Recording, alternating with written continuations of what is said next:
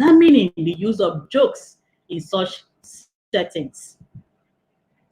We also looked at the two basic powers of humor as having the potency as a social technique and its capacity to disrupt social order. That's by Badere 2009. Then from a corpus-based observation, okay, Pattinson also highlights the tactical use of laughter talk to construct identity. Then Knight opines that jokes are used for reinforcing social bond among participants who use jokes in their conversation. Now, one of the recurrent theme that runs through all of these studies is that jokes serve as a discursive boundary marker in social interactions and bring to fore some aspects of social identity and reality. So that is why this study is really looking to see how Alaja Don Jazzy serials reflect Nigerian reality and the kind of identity and beliefs that that exist in the Nigerian culture or experience as reflected in these serials. Now, Alaja Don Jazzy serials. Let's take an overview of the serial. Alaja Don Jazzy comedy serials is a compilation of Helen Paul's hilarious Instagram serials with the main character Alaja, played by Helen Paul. As Alaja, she presents herself as a vocal jeweler who divulges every information she's privy to her audience. Alaja uses different voice modulation to foreground incongruity in her narrative and sets up relevant background information about both the situation in the joke and situation of the joke. These are two concepts that the study also explores in the analysis. Then an overview of humor in the serials. Humor occurs from the common ground between the Alaja and her audience, and from the distance that exists between her and her audience, that's prosody. Often, participants who engage in gossip usually stand at very close proximity with each other and speak in hushed tones, but it is not so in Alaja's case. She uses conversational devices like laugh traps, listing, membership, category, filler, survey, and pegs to pull her audience into her narrative. The hailer in her joke, who she refers to as my friend, represents our audience. Normally, when she wants to start an episode, there is one recurrent way she does that, the setup. She will always say, my friend, and then the person will respond, and then she begins to tell her narrative. Now, this audience contributes to the joke by giving feedbacks in form of exclamation, backup, repetition, all of which urges her on till the end of her narrative. Interactions between Alaja and her audience are carried out and made recognizable through specific practices which show coherence, orderliness, and meaningful succession of sequences of acts. There is a kind of progression in her narratives that show that the participants are jointly engaged in her narrative, Then there's an overview of the general theory of humor, linguistic approach. This theory actually supports incongruity as a key manifestation in humor text and holds that humor is a result of diametrical relationships between meaning juxtaposed into a text. That's by Raskin and Atado, 1991. It introduces a concept we call knowledge resources, where there are about 9 or 7 principles which are arranged in hierarchical order. This theory looks at language, narrative strategy. It looks at the target, who are the butts of the jokes, and then the situation, logical mechanism, and the script opposition. All of these are employed in the interpretation and generation of a joke. So whenever these 7 are present, or maybe as many of them are present in hierarchical order, you always have humor or a joke, as the case may be. Then sales speech act theory sees language as performing certain covert and overt functions in specific speech events. It focuses on how words carry out action while presenting information, and posits that utterances have different meanings aside their literal meaning when used. Art can be constative act, directive act, commissive act, acknowledgement. And the theory also recognizes the intention of the speaker and the context of the utterance as the basics of safe and true conversation. So these combined are found useful and relevant for interpreting the data we have. Then methodology. The data for this study comprises 12 episodes of Alaja Donjazzy comedy serials downloaded from Helen Paul's YouTube channel. Maybe I will play one of the skits for us to listen to if it's possible. Sorry, please, Then for analysis. We should be mindful of time, ma'am. All right. I think you will have done close to 15 minutes. I'm to wrap up now. Right. Yeah, please. Yeah. Okay. Thank you. I'll wrap up any moment now. Thank you. Analysis include in identifying the script opposition, logical mechanism, situation of the joke, target of the joke, narrative techniques, and language used in selected episodes in the series, as well as describe the prominent acts and underlying intentions in each text. Each episode is given a title by the researcher based on the themes around the narrative. Then results, or what we call findings. In relation to culture, one of the findings is that they're talking about Nigerian experiences. Some of the experiences reflected in the jokes, in her jokes, shows that in Nigeria, one's parents' friend act as consultants and go between parents and children. I hope you are mindful of the time. I don't know how many minutes you are giving each of the presenters. Nigerians travel to their roots during festive seasons.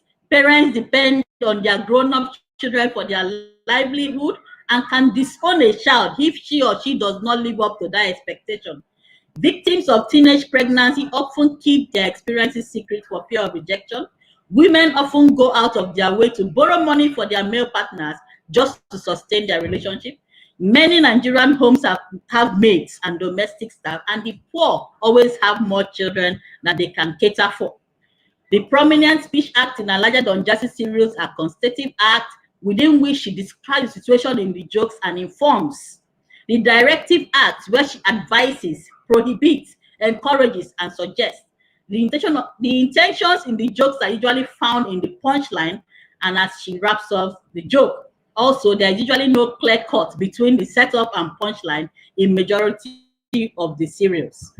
Then the jokes are represented as narratives interjected with witty pronunciation. For instance, do you know for did you know, polishing for punishing, vitality secret for vital secret, hospitalize for hospitalize, rupcos for rupture, and so on. The use of voice mimicry to show incongruity and demonstration. The Alaja's coinage, TTV, for traditional television has become its street parlance in Nigeria.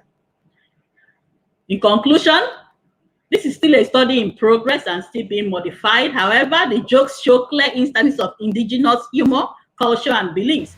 Constative and directive acts are the two prominent acts in the serial. Now, beyond eliciting laughter, which is a major characteristic of humor text, the serials are embedded with aspects of Nigerian cultural experiences and significant intentions. Thank you very much for listening.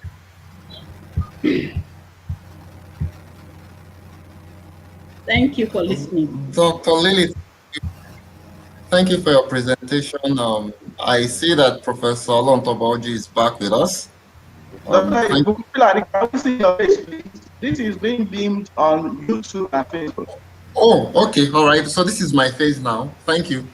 Thank you for your presentation, and Professor Oji is back with us. Thank you for coming back to us here. I don't know whether your paper has already been presented there completely, but we also convert your input in this segment. I think that we are running out of time and we should be careful of time too. So I think that it's important for us all to put our comments in the chats. All right. Oh, I've been doing private chat all along. I didn't know. All right. Let's click on the comment section and put our comments in the chat and our questions.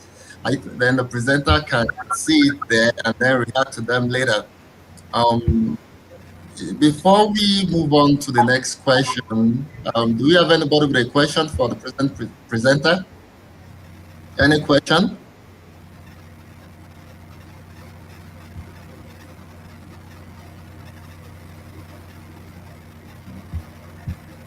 Is there anybody with a question you can speak? I have some observations to make, but I would rather have others to start with. Okay, maybe while I'm giving some of us will be able to raise certain questions. I found the paper very interesting, really rich, and I could see that you have done a lot of literature review on jokes and humor in general. But I have certain questions I think you should think of and consider. Number one thing is the concept of culture and beliefs within linguistic studies in general. How is it that, or how have we conceptualized beliefs in linguistics, probably pragmatics and discourse analysis, and how have we conceptualized culture in these disciplines too? Number two, that takes us to humor level two. Within humor research, how has culture and concept be conceptualized? And really thinking about uses papers on cultural representations in humor in jokes. All right. I think used 2002 thereabout. I can't remember the year now. All right. Again, I like to draw your attention to a statement you made there the other time, that humor is whatever that is humorous in the context of its production. And that borders on the genre of humor you are analyzing, which is a skit, all right? And because it's a skit, it's far different from many other genre of humor, and the kind of affordances the comedian will have is different from the kind of affordances the comedian will have while giving a live performance. Remember that the the person whose work you're analyzing is also a stand-up comedian, and then if she's performing as a stand-up comedian, there are certain things the stand-up comedy gives to her, which those skits, all right, which are radio shows. I think Alaja Donjazi's skits are radio shows, all right, will not even give to her, all right. So that will tell us a lot about things. For instance, you could think about instances where the skits will fail, probably becomes a form of failed humor. What happens? So that might help us to open some aspects of the performance. And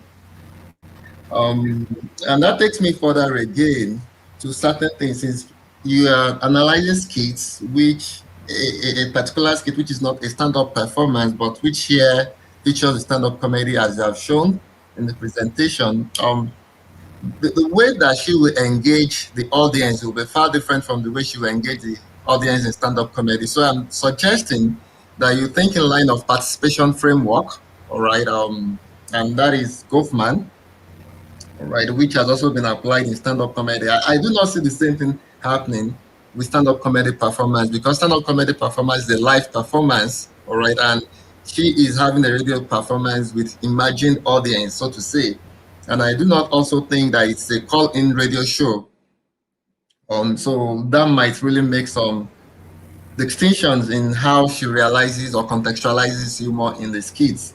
I also observed that you made mention of a use of language in the form of stylization. So I can't recall the example you gave now, but what I noted down is the concept of stylization in linguistics and how we use it to create certain meanings. All right, now in our context now, it's humor performance, and I think that it is very important for her own skits. And if you look at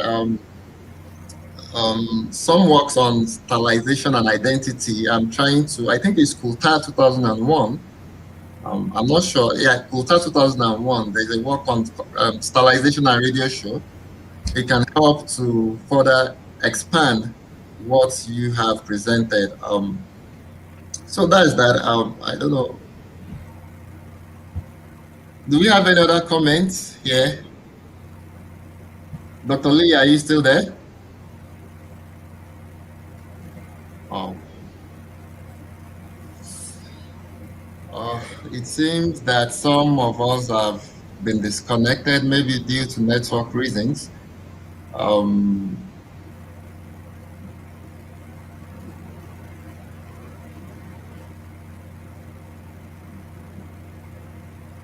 okay, maybe we move on to another paper. Prof, sir, I think you have presented your paper, sir. Well, actually, we didn't have the opportunity to do.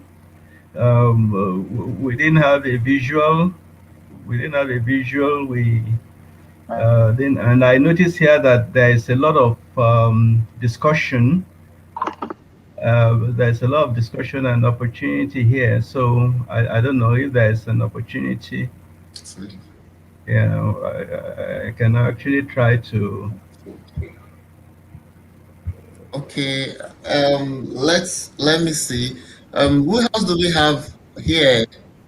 I can't see the names of the participants from my hand here. Maybe Dr. James will help us with that. Who else is there? It seems people are appearing and disappearing. I don't know why. For instance, I can't find the person who just presented. I can't find Dr. Kafor again.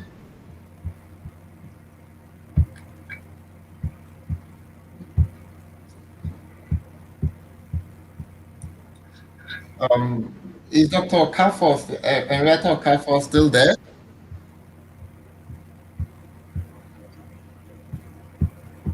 Oh, Father. Okay, maybe we have Prof's summary and then we can use it as a spring forth for discussion. I was actually reacting to the paper presented by Dr. Lily, but she's has left. Okay, Dr. Kafo is there. Okay, Prof, please pardon us. Let's have Dr. Kafo's paper, all right? Let her Yeah. present, and then you can also help us to give some input to her paper. She's working on literary humor, focusing on Soyinka's brother Jeru. All right, so Dr. Kafo, please, let's have you.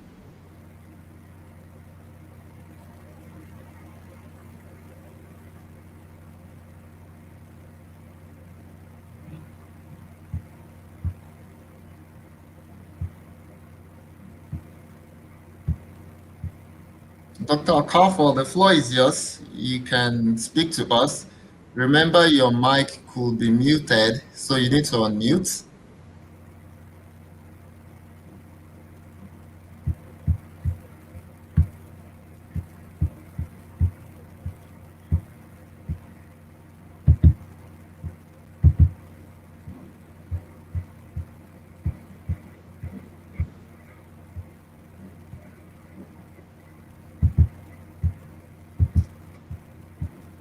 Can we hear Dr. Kafo? I can't hear her at all. Is there a challenge? Dr. James, can you help with that? We can't hear you. She's writing the comments, but we can't hear you.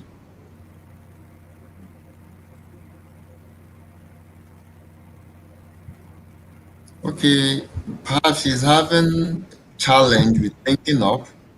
We might just need to move ahead.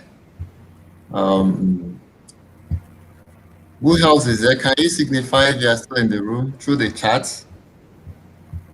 If you are still in the room, can you signify through the chat? I can't read the people's name on the screen on my hand here.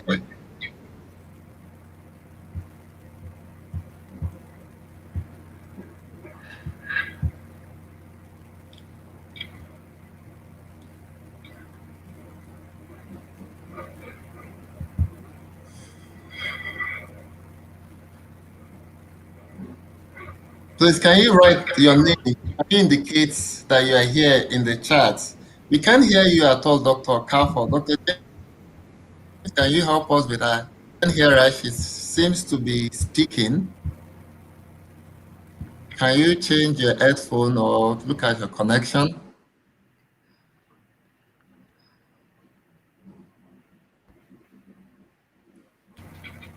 Can you hear me now? Oh, fine. Yes, we can hear you now. Finally, that's good. Good afternoon, everyone. Remember the time. You need to move very fast. Okay, I'll try my best. 6-7 minutes, please. If that is the case, I'll have to rush through it.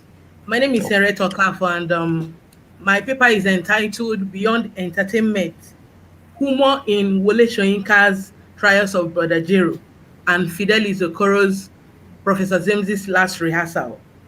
I want to assert that humour in Soyinka's Trials of Brother Jeru and Okoro's Professor Zemzi's Last Rehearsal perform more than the entertainment function. Oftentimes, when scholars look at the two texts, they concentrate only on the entertainment function of humour, but it goes beyond that. Half the time, they explore it in that manner. But this work has decided to look at the two plays differently. It makes a case for the nexus between humour and didactism using the two plays. This combination of work has not been used for an analysis such as this. The implication of this study is that humour is didactic in nature. By the end of this work, I should have been able to establish that humour is not just for entertainment alone, but it has some moral roles to play. There are different elements that distinguish literary works from all other kinds of writing. Wole Soyinka, in his Trials of Brother Jeru, used the character of Brother Jeru to satirize the ills of the society and to expose charlatans. But by so doing, he's able to pass some messages across, not just for people to relax and smile and they laugh at the things that happened in the play, but for them to learn some lessons therein. He uses satire. He equally uses literary devices like metaphors to buttress his point. In as much as it is humorous, there are still aspects of it that teach moral lessons. I decided to use discourse analysis for this particular work by way of methodology. When applied to the reading of this text, discourse analysis enables us to see the didactic function performed by humour in the selected text.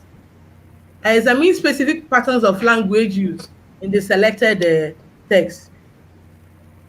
In the words of Brother Jeru, as he reacts to the old prophet's tirade, "He didn't move me one bit. The old dawdler had been foolish enough to imagine that when I organized a campaign to acquire his land in competition with the Brotherhood of Jehu, the Cherubims and Seraphims, the Sisters of Judgment Day, the Heavenly Cowboys, not to mention the Jehovah's Witness, whom the French girls impersonated, he must have been pretty conceited to think that I did it all for him."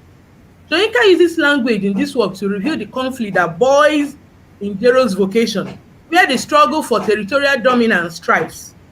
Humour is derived in the utterances of the actors as Jeru boasts happily while the old prophet laments with frustration. Even as he curses Jeru, "Ingrate monster, I curse you with the curse of the daughters of discord. May they be your downfall. May the daughters of Eve bring ruin on your head." Fidelis Okoro, on the other hand, dexterously uses humour to capture and retain the interest of his audience.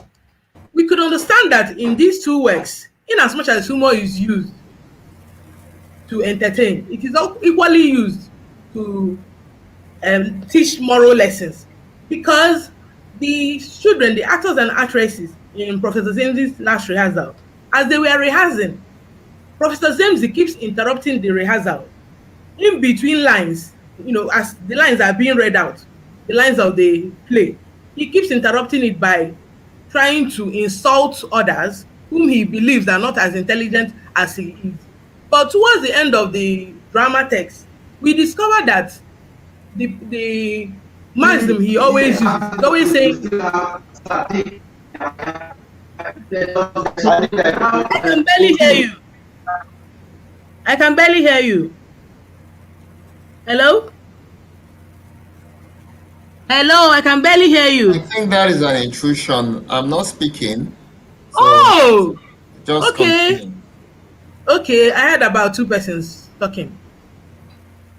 Professor Zemzi accuses Mrs. Pompelli of slipping her way through the ranks of her profession. But the woman replied, I use my brain, and you said I slept my way through because you and your kind don't believe a woman can do it with her brain. Do you think you're more intelligent than me? I could have become a professor myself if my father had not been too wise in his own eyes to send only his male children to higher schools. Are some of you lecturers here better than me? Lo and behold, I speak better English than some professor in this department. We see that in the two plays that I use, the protagonists of the two plays seem to have this belief that they are better than everybody else. They are obviously suffering from megalomania because they esteem themselves higher than they really are, making themselves look more prominent than they are in actual sense. Professor Zemzi, all through the work, ridicules others. He talks to them disdainfully, as the lecturers who were demonstrating passed where they were dramatizing. He began to talk to them. You see what I mean? This can't happen in Europe or America. You see what I mean? These are people who should be attending conferences, delivering papers, doing research. They are here roaming the streets. You see what I mean? See that other bedded fool. That is another professor he's referring to like that. I don't know where he got his professorship from. A man who cannot distinguish between the computer mouse and the mouse under his bed. See him. If you mention the web, he thinks of the spider in his roof, and yet he's here chanting. See how they are disgracing this noble profession. I wonder if I was supposed to be born in this part of the world, insatiable people. You see that humor is used to introduce and review the nature of the main characters in the two plays. It buttresses the theme of the plays under study, such as the attitude of the characters revealed at an early stage. They seem to believe that they are smarter, more hardworking, and knowledgeable than all the other characters in the plays. The very first scene of Soyinka's Trials of Brother Jeru paints a vivid picture of the protagonist, Brother Jeru. I am a prophet by birth and inclination. You have probably seen many of us on the streets, many with their own churches, many inland, many on the coast, many leading processions, many looking for processions to lead, many curing the deaf, many raising the dead. In fact, there are eggs and there are eggs. Same thing with prophets. I was born a prophet. I think my parents found that I was born with rather thick hair. It was said to come right down to my eyes. You see that in Trials of Brother Jeru, Soyinka satirizes charlatans, spiritual hypocrisy, by using the character of Brother Jeru. You see somebody like Chume in Trials of Brother Jeru. Chume refuses to beat the wife because of what Brother Jeru told him. Meanwhile, Brother Jeru was trying to protect his own interest. All this we noticed through the language used, until Brother Jeru discovered that Chume is actually married to the woman he was owing. He decided to allow Chume to beat the wife. Under findings, I discovered that there are points of convergence and divergence in the main humorous characters in the selected plays. The megalomaniac protagonists in the selected works create a sustaining humor throughout the two works. When you read Trials of Brother Jeru and Professor Zemzi's Last Rehearsal, you discover that the point of similarities in the two texts is embodied in the protagonist. Brother Jeru thinks himself a very smart man. Same with Professor Zemzi, who believes that in the whole university community, he's the smartest person, the most intelligent person that exists in that place. You see them talking down at others because they take advantage of them. In the case of Professor Zemzi, he was busy doing the rehearsal even when he has been told that people that reaches a certain age will retire from the job.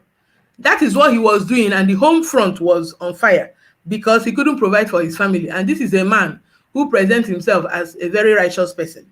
You see Okoro trying to expose the inner Professor Zemzi by making sure that the students who asked for him, he has a drama group and they were preparing to go to a place called the Sangledon. They were involved in rehearsals, and all the while, warning bells were being rang. Professor Zemzi did not heed to those warning bells until it was too late, which is why it was entitled the Professor Zemzi's Last Rehearsal. That happened to be his last rehearsal because he was still conducting rehearsals, not knowing that he had been relieved of his job. He had been retired.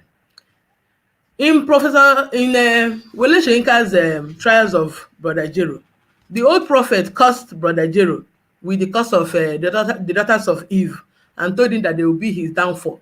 And towards the end, actually, they were, because Amope eventually discovered that Brother Jeru. Can you move towards ending? Because of our time. Okay. In the light of the established evidences, I conclude by saying that there is good reason to believe that indeed Humour in Soyinka's Trials of Brother Jeru and Okoro's Professor Zemzi's Last Rehearsal perform a didactic function. Because in Wole Soyinka's Trials of Brother Jeru, towards Trials of Brother Jeru, hypocritical prophets and charlatans enjoyed a business that thrives on deceit and exploitation. But at the end of the play, Brother Jeru is exposed, even as he was trying to get more converts. It then appears that everybody who falls into his trap did that deliberately because the lesson had already been exposed. His tendency to be deceitful has been exposed. In the case of Professor Zemzi, anyone who has read a play from the beginning to the end could also discover that he's not who he claims to be. He claims to be the most knowledgeable person, but he was cut short, just when he thought that his profession was beginning to thrive. Thank you.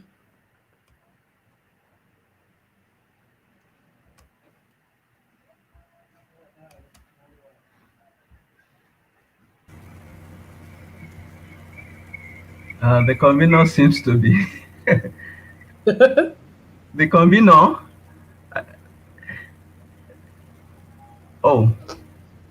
The convener seems not to have realized that the presentation has ended. I was asked to conclude. Ibukun? You have ended. I think we had a trouble with the network and. Okay, you didn't hear the rest of the things I said. He has even gone off. Oh, he has gone off. But he will soon be back. I hope so. No, he will soon be back. The technical man, are you there? He's not listening either. I can see him. But he seems to be busy. Yeah. Okay, you can talk to him now. Yeah, technical. He just stood up and went to another place. Yes, that's interesting. That is in the spirit of humor. This is the sort of thing that happens when the head of state the head of state is suddenly assassinated and there's a state of interregnum. We don't know who is in charge. I don't know if I think you should continue from where he stopped. Pending when he's there. I think you should continue from where he stopped. Until when he's able to join us. Oh, that would be a coup d'etat. What do we do? Or better still, we can actually send messages to him. Yeah, that's true. Tell you what the problem is. Oh my God. Let me try to. He has really worked hard on this thing. Yes. It's such an interesting thing. I'm calling him now. Hello, what's happening? We can't see you anymore. I was just really locked out, and I lost it now, and I'm hanging. Although I could hear you, I could see what is happening, but I can't join you, so I'm still up to allow. Okay, can you hear Dr. Okafor? Can you hear what he's saying? I can hear him. Lawani, can you hear what he's saying? Leko, can you hear what he's saying? Yes, sir. So continue continue that way until you can join us, Dr. Filani. Maybe he will use the chat session. I can't join now. Just give your comments. Anybody who has comments and reactions to the paper should go ahead, please. Okay, well, you can stay on. You can stay on and moderate through my Okay. phone. Okay. So one comment I have, if everybody can listen, if everybody can hear me, I wanted to know, because I know that there isn't a lot of time, and sometimes this technology disappoints you. So one, and I know that maybe if you had been able to show slides and so on, maybe we would see some other things. But I was concerned to see the elements of the discourse analysis that were used to analyze the data. I know that when we talk about humor, I mean, everybody can respond to humor through laughter, etc., etc. But in this analytical room, I think we then want to see what those elements are in particular, that especially the linguistic or discourse analysis elements or pragmatic elements that are used to analyze the data to bring out how decoders actually decode the humor. That's the comment that I have. Otherwise, I did enjoy the humor and all that from Shoyinka and the other play, but uh, looking for the elements of discourse analysis that were employed was my problem. Okay. Okay. Um. Okay. Okay, you are in now. Yeah. Okay, so congratulations, and I'll send you a bill. I'll send you a bill later for my phone.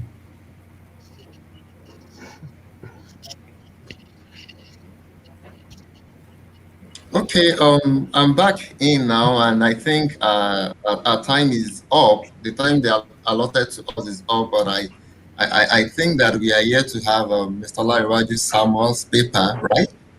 Who else is in the panel whose paper has not been presented aside myself? Although I started mine earlier on. Probably I will share my paper later with you all through the email, and then we can have further reactions and also react to the words that have been presented too. I noted some things down, but I think that it's better I suspend them now because of time, so that we can have one more person or two have their papers presented. All right. Can we go to Mr. Olaiwaju Samuel, please? Is still there? Yes, I'm here. Can you all hear me? Can we hear me? Yes, we can hear you. Yes, Yes, we can hear please you. go ahead. Go ahead.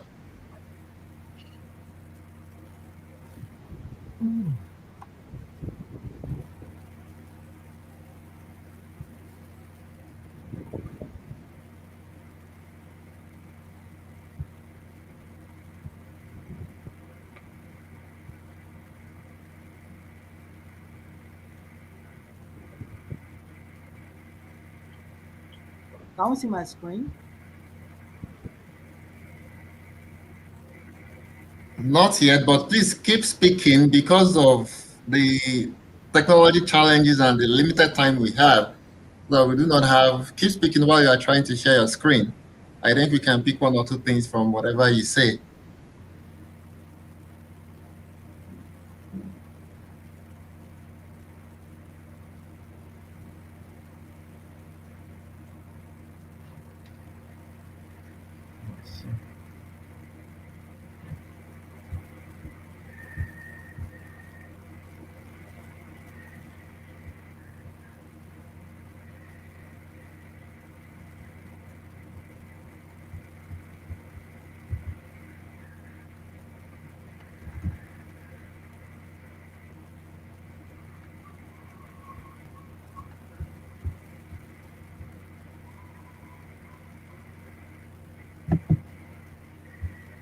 Hello, Mr. Samuel, are you still there?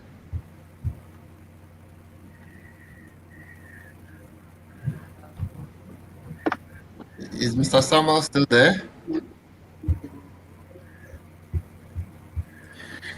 Is there another person whose paper has not been covered, please? Can you write in the chat, please?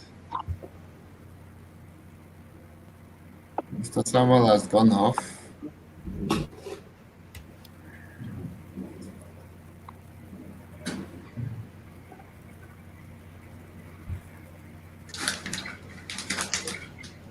Well, I don't know. We might share a few slides from here. Okay, please go ahead, sir. Go ahead, sir. Since we can't find Mr. Samuel now, or is it the one coming back? Someone has joined again. Is that Samuel?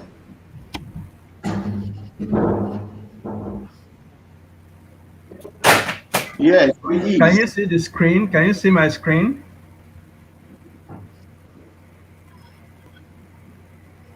Hello, can you see my screen? No. No, sir. Not yet. Not yet, sir. No. Not yet.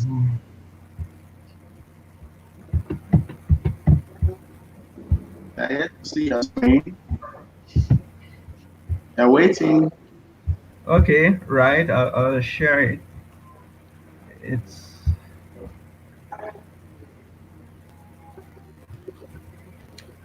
I think this network is very off again. It's off again. okay. Is it on? I can't even. No, sir. Maybe you should speak, sir, because Okay. it's not showing. It's not showing. Leka, are you able to share your screen from there? That's what I'm trying to attempt, sir. You can Okay.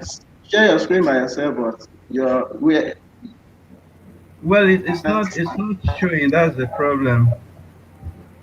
just go back to the presentation. We don't have all the time.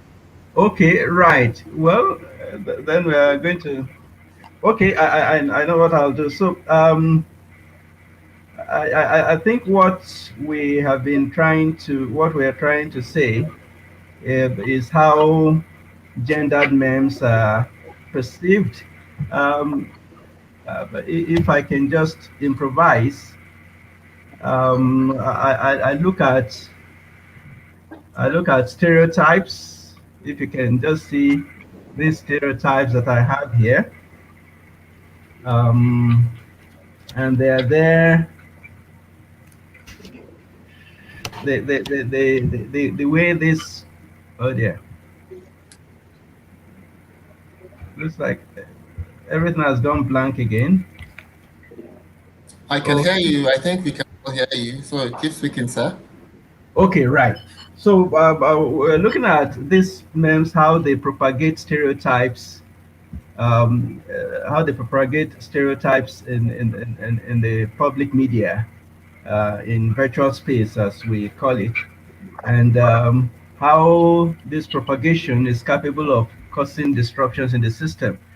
But from the point of view of pragmatics, what we wanted to really show was how some of these elements can be absorbed into a pragmatic analysis. And one challenge that we have here is because this is shown, these are memes. They are really difficult to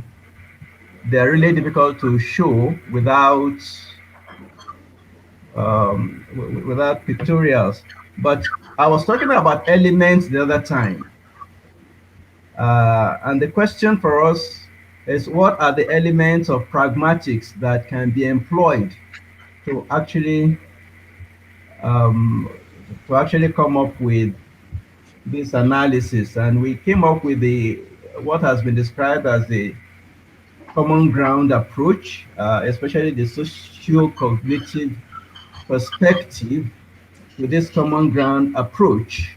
And we try to analyze some of the memes. And the question for us was, what are the background details that some of the decoders, that the decoders of the names. What are the background details that they use to decode these names? Of course, we can laugh at them. We know that this causes these names, they cause laughter. For example, one of the names that we have here is one that shows that has the verbal input. Even if God decides to call everyone from heaven, Nigerian girls will still ask him, "How did you get this number?" And the idea that a girl will be asking God, "How did he got the number?"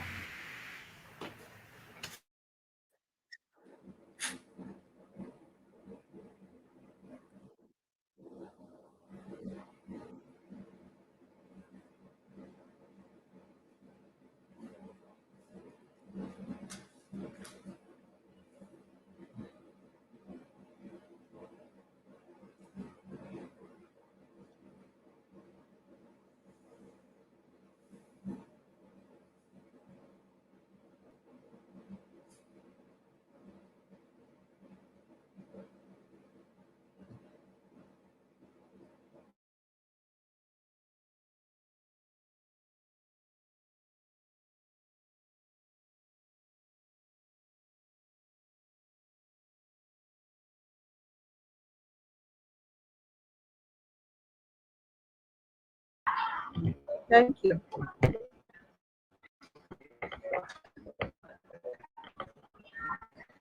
I'm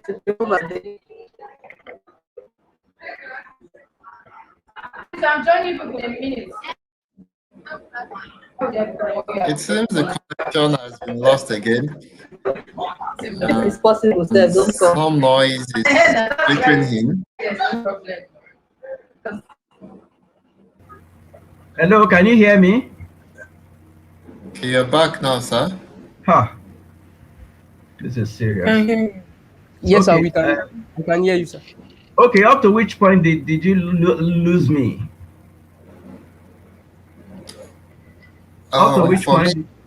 it was the social cognitive background, and then you cited the example of someone of a meme. If God calls Nigerian girls from heaven, and then Okay.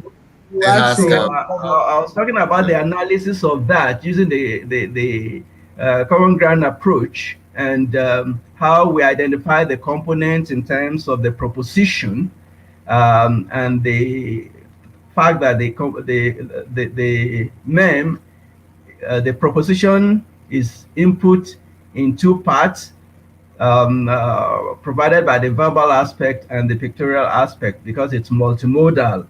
And how they, so I was just talking about the components of P1 and P2 that go into the locutionary force that provoke the laughter.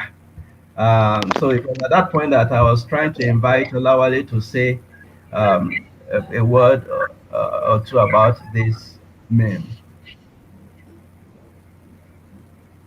So can you come in there? All right, sir. Yeah. So the laughter being invoked, which I believe which is the perlocutionary effect, it's actually ensured by some elements of core and emergent common ground. So for this particular meme that was analyzed, a total of 6 core common ground elements and 3 emergent common ground elements associated with both proposition 1 and proposition 2 were identified. But for time, I will only highlight just one common ground element and also one emergent common ground element. So for the verbal text or the verbal part of the meme contains words like God, heaven, and the phrase God calling everyone. So these words and phrase are deployed as core common elements. Now the idea of an omnipotent God who resides in a place called heaven constitutes a religious or metaphoric common ground within the environment. So the idea of a girl rejecting God's call would be incongruous within this socio-cultural milieu. And this hits the implication of haughtiness, impoliteness, and uncouthness. And this also strengthens the stereotype of Nigerian girls as haughty, impolite, and unduly secretive. Now, for the emergent common ground elements present in the meme, that's the pictorial text or the image. Now, this image is just unfortunate that you are unable to display it, but the image contains a man in a relaxed position who is laughing heartily. So the actual How identity are of you? that man is an American actor and comedian by the name Kevin Hart. Now, for those coming across this meme, the identity of the comedian may not be known by them, but for others who are able to see the or who are able to identify him, this will enhance the comic view claim that the stereotype of the impolite Nigerian girls on which the joke is based is widely shared, and this and hence constitute a core common ground. Also, in the meme, there are some explicit marker because explicit marker is one of the elements of our common ground analysis. So one explicit marker there is the uh, complete capitalization of the target of the meme, which is Nigerian girls. So the explicit capitalization of the target, Nigerian name, is just to foreground that the Nigerian girls, the Nigerian girls are the object of the joke. Another marker is an explicit reference to God, and this is also graphically marked as it is also capitalized. Then we have the very last part of the verbal text, which is the vocalized segment. How did you get this number? This part is also graphically marked, and it is marked because it is encased or it is enclosed in a quotation mark, and also the very first word is capitalized. So the quotation mark used is to mark it as a direct speech in order to give it authenticity and to ascribe a tone to the vocalized segment. Then for the word that is completely capitalized, the essence is to indicate haughtiness, that through their words or through the vocalized segment, Nigerian girls are haughty. So the essence of this explicit marker is to achieve believability for this particular meme. So from the analysis of this meme, the elements of core and emergent common ground, they interact implicitly and unconsciously to serve as a socio-ethnic background against which this meme is understood. And we then just conclude that the various approaches to the analysis of humor indicate that, well, there are many ways of skinning a cat. But the argument here is that ethnogendered memes um, work with common ground analysis because they belong to that specific genre that relies heavily, too heavily, on common ground features, to make sense to decoders. And common ground analysis works with the core pragmatic concepts of illocutionary act, perlocutionary effect, and implicature to try and understand aspects of the mechanism by which certain comic memes are understood. So there, I mean, this kind of analysis is recommended where you have ethnogendered memes. Yes, pragmatics is a vast and constantly improving discipline, and such explorations as this are necessary for the discipline to continue to thrive. Thank you very much. Thank you, Prof. Olayewaju too. We've really run out of time, and Dr. James is on my neck that we conclude. However, I think we should still be able to take briefly Olarewaju Samuel's paper on phonological cues. And meanwhile, I know that we will want to have reactions to Prof's paper. Please let's use the comment chat. All right. Let us use the comment chat,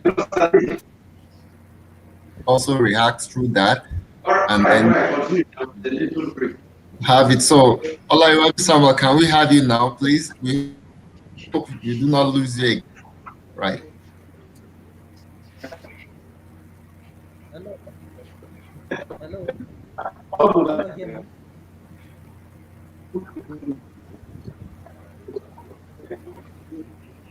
You're sounding low. The volume is low. If you move closer to your mic, it will be better. All right, I'm here. Can you hear me? Yes, All right. I will presenting on production of mic, perceptual right? cues in Nigerian stand-up comedy. Uh, Basically, what I looked at are the segmental cues employed by the comedians in keying their audience, and their humorous sequence as they induce laughter. Basically, there are different strategies employed by the Nigerian stand-up comedy in structuring their humorous sequence and passing their information. Uh, the things employed are that these people will be talking about is prosodic cues. Prosodic cues refer to aspects of speech such as intonation, volume, tone, stress, pitch, rhythm, pause, voice quality, and length. According to Baker and Ellis, 2011, they describe them as suprasegmental features of connected speech and note that they can reveal something about the speaker or in their intention. Going by this, uh, Gompers, following Fulani, opines that prosodic cues are contextualization cues, in that they are found in the humorous sequence. Uh, my first comedian that we're using is Basket Mouth, and the title of the humorous sequence is Two Words Involved. Can we hear me? So you mentioned the theory. Just go on to show us examples of this because some examples of it. Examples. Did you say examples, sir? Please go ahead. Please go ahead. All right. The humorous sequence is tailored towards the implication of unprotected sex and HIV/AIDS. Predominantly, he used the jab line and punchline. There are two things involved to keep the message alive. However, to show that he is not happy concerning such happening, he started his speech using the phrase below. How far now? Now, from this, can we all see my screen? Yes, yeah, clear. All right. Now, the pitch starts higher and it drops down at that now to show that he's about to kickstart and he's trying to set the mood for his humor, and that mood is that of sadness. Sorry. The explanation now. The pitch of the first word is around 106.3 hertz, and the last word is around 96.4 hertz, which shows that there is a drop in the pitch. Significantly, the tone of the present sequence is sadness or disappointment. As shown in the PrAN object, the fa is given on a higher pitch of about 138 Hz, which simply depicts the honors of his conversation, meaning the words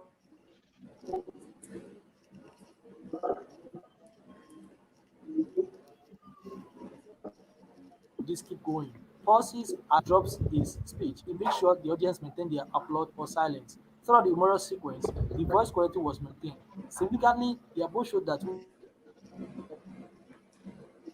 Oh God. created the sequence. He said the pause. The pause here is actually the highest, the longest duration, which is about 3.7 seconds. Idea from the audience is within 2.7 seconds and 3.7 seconds. Going further, I will explain the pause. The pause 3.7 seconds and 2 seconds. Importantly, the short seconds or when the comedian drops a point line and wait for reaction, while the longer seconds of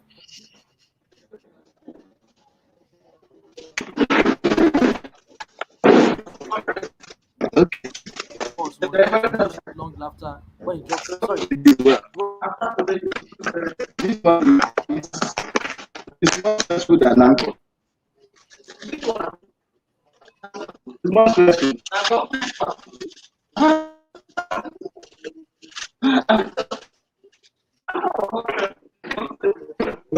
You are. Thank you very much. He's having a session online.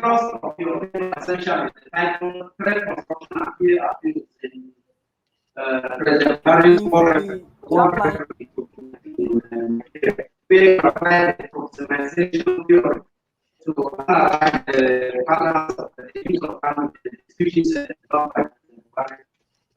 and from what you then we will be able to identify particular patterns linguistic which indicate like the entities, the practices, the preferences, and all that, which indicate certain and the strategies being used. Hello. So that he was able to use Samuel.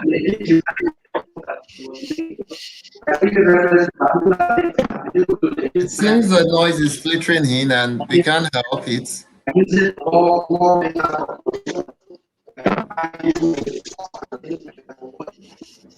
I think your point is very well made. We are the only panel that is on. All other panels are not AGM. Hello, Mr. Samuel, are you still there?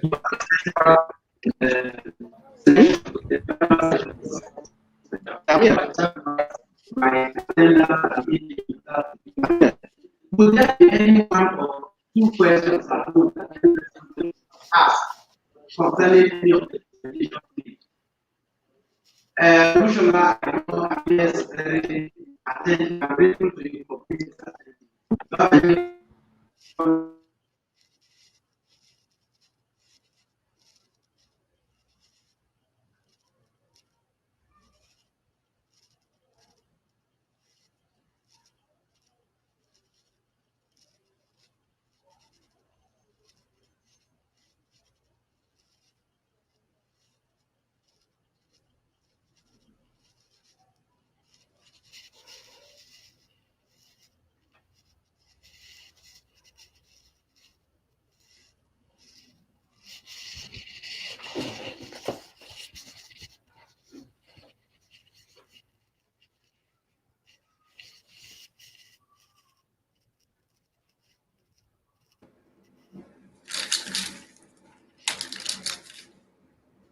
Hello, Mr. Samuel, are you still there?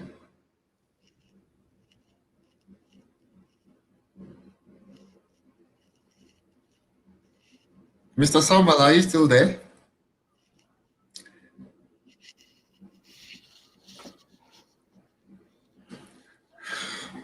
Can you hear me?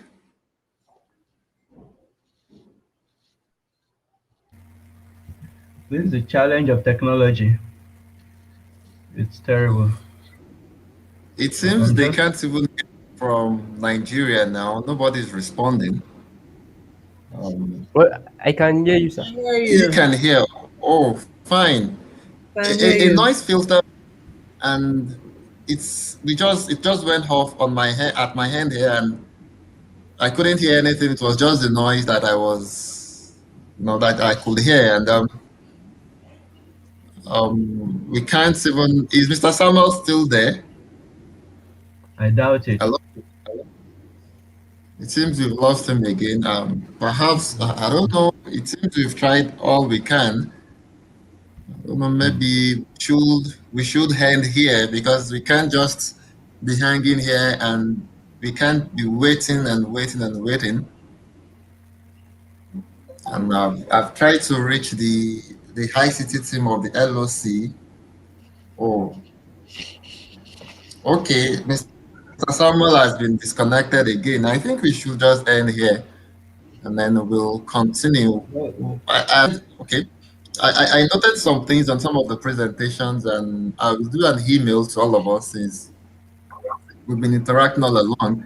I'll do an email maybe before the end of today, and then we will receive that. And I think we can continue the conversation from there. And I hope that there are other platforms through which we can interact on this common interest, which is humor again, which is humor. All right.